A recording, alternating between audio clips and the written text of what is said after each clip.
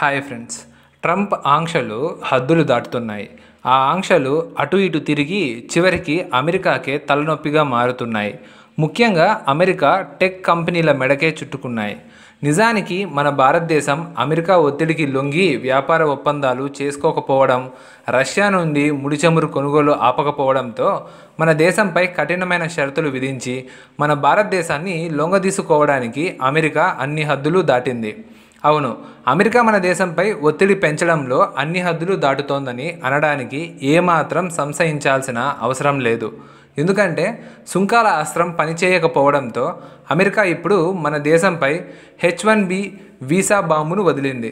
అయితే సమగ్ర పరిశోధన తరువాత వచ్చిన వార్తల ప్రకారం అమెరికా ఈ H-1B వీసా బాంబును మన దేశంపై వదిలి తన గోతిని తానే తవ్వుకుంది. కొన్ని భారతీయ కంపెనీలు అయితే అమెరికా H-1B వీసా మాకొద్దు, పోతే పోని అని కూడా అంటున్నారు.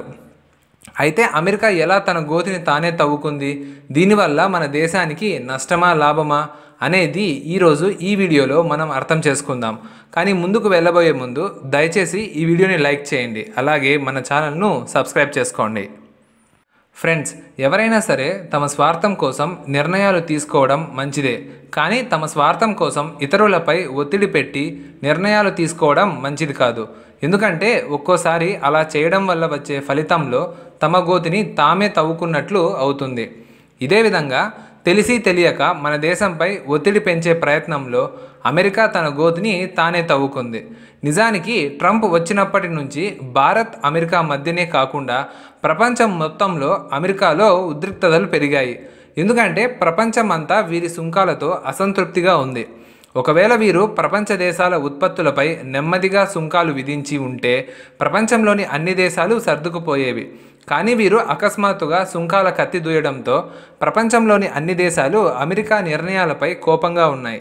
అయితే అమెరికా వివిధ దేశాలపై సుంకాలు పెంచడానికి వేరువేరు కారణాలు ఉన్నప్పటికీ ముఖ్యంగా ఆ దేశాలు అమెరికా షరతులకు లొంగకపోవడం, అమెరికా నుంచి ఉత్పత్తులను ఎక్కువగా దిగుమతి చేసుకోకపోవడమే ఇక్కడి వరకు అంతా బాగానే ఉంది. కానీ ఈ మధ్య మన భారతదేశం రష్యా నుంచి చమురు కొనుగోలు చేయడంతో అమెరికా మనపై భారీ సుంకాలు విధించింది.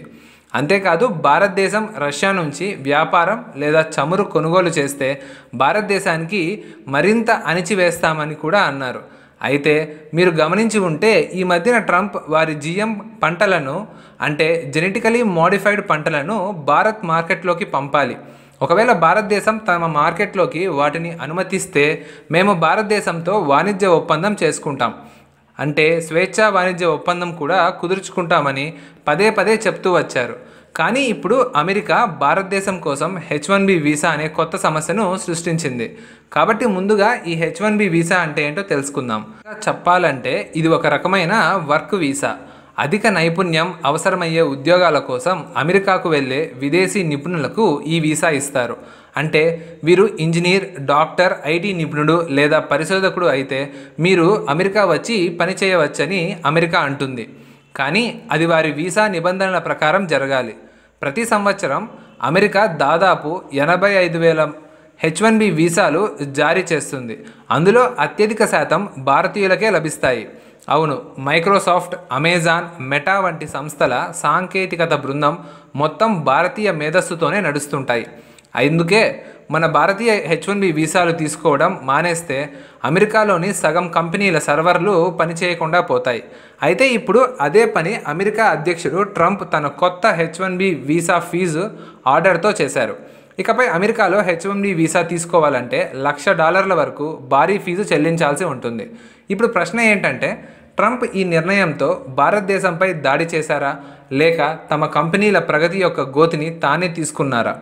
BBC నివేదిక ప్రకారం ఈ చర్య కేవలం భారతీయ IT కంపెనీలనే కాకుండా లక్షలాది భారతీయ కుటుంబాలను కూడా ప్రభావితం చేస్తుందని భారతదేశం అమెరికాను హెచ్చరించింది. అందుకే దీనివల్ల మానవతాపరమైన పరిణామాలు కూడా ఉంటాయని మన భారతదేశం స్పష్టంగా చెప్పింది. అంటే దశాబ్దాలుగా అమెరికాను నిర్మించిన భారతీయ ఇంజనీర్లు, డాక్టర్లు, సాంకేతిక నిపుణులపై ఇప్పుడు భారం మోపబడుతోంది. NDTV ప్రకారం అమెజాన్, మైక్రోసాఫ్ట్, TCS వంటి దిగ్గజ కంపెనీలు ఈ నిర్ణయానికి ఎక్కువగా బలైపోతాయి.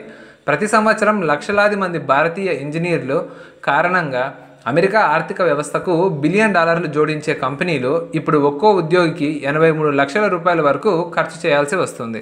ఇది అమెరికా కంపెనీలను నష్టాల్లోకి నెట్టడం కాదా? ది ఇండియన్ ఎక్స్ప్రెస్ నివేదిక ప్రకారం ట్రంప్ నిర్ణయం తర్వాత వెంటనే ఇన్ఫోసిస్, విప్రోలు అమెరికన్ డిపాజిటరీ రెసిడెంట్ న్యూయార్క్ ఎక్స్చేంజ్లో పడిపోయాయి. అంటే ఈ పాలసీ ఎవరికీ లాభదాయకం కాదు, నష్టదాయకమే అని మార్కెట్ కూడా స్పష్టమైన సంకేతాలు ఇచ్చింది. అవును, దీనివల్ల మన దేశానికి గట్టి దెబ్బ తగులుతుంది. కానీ అమెరికా కూడా దీనివల్ల తమకు లాభం కాకుండా నష్టమేనని ఆలోచించాలి. అది కూడా ప్రారంభ దశలోనే అమెరికాకు ఆర్థిక సంక్షోభంలోకి నెట్టగల నష్టం. ఇప్పుడు మన భారతదేశం ఈ విషయంపై హెచ్చరిస్తూ అమెరికాను కారణంగా అడుగుతుంటే వైట్ హౌస్ H1B వీసా తీసుకునే కంపెనీలు అమెరికా ఉద్యోగాలను లాగేసుకుంటున్నాయని అంటుంది. కానీ గణాంకాలు చూస్తే మైక్రోసాఫ్ట్కు 25,000 మంది H1B వీసాలు లభించాయి. అదే సంస్థ 27వ అమెరికన్ ఉద్యోగాలు తొలగించింది. ఇప్పుడు ప్రశ్న, భారతీయులను నిందించడం సరైనదేనా? వాస్తవానికి ఒకవేళ భారతీయ ఇంజనీర్లు, సాంకేతిక నిపుణులు అమెరికా నుండి వెళ్ళిపోతే అమెరికాలోని సిలికాన్ వ్యాలీ నుండి నాసా వరకు అన్నీ స్తంభించిపోతాయి. Google CEO Sundar Pichai, Microsoft CEO Satya Nadella, Adobe CEO Shantanu Narayen వీరంతా భారతీయ మూలాలు ఉన్నవారే. కాబట్టి H1B వీసాల నిషేధంతో అమెరికాలో ఉద్యోగాల భద్రత ఉంటాయనుకోవడం ఒక రైతు తన పొలాన్ని తానే నిప్పుపెట్టి ఇప్పుడు పంట మరింత వేగంగా పెరుగుతుందని అనడం లాంటిదే. ఫ్రెండ్స్, ఆలోచించండి. భారతీయ మేధావులు అమెరికాకు వెళ్లకుండా భారతదేశంలోనే పనిచేస్తే అమెజాన్, మైక్రోసాఫ్ట్ లాంటి కంపెనీలు తమ పరిశోధన, సాంకేతికత సహాయం కోసం భారతదేశానికి రాక తప్పదు. దీనివల్ల భారతదేశంలో లక్షలాది కొత్త ఉద్యోగాలు వస్తాయి, డాలర్లు ఇక్కడే కురుస్తాయి. అంటే ట్రంప్ యొక్క ఈ నిర్ణయం అమెరికాను బలహీనం చేసి భారతదేశాన్ని బలోపేతం చేయగలదు. అయితే ఇది భారతదేశాన్ని కూడా ఒక పెద్ద దెబ్బ కాబోతుందనే వాస్తవాన్ని మాత్రం కాదనలేం.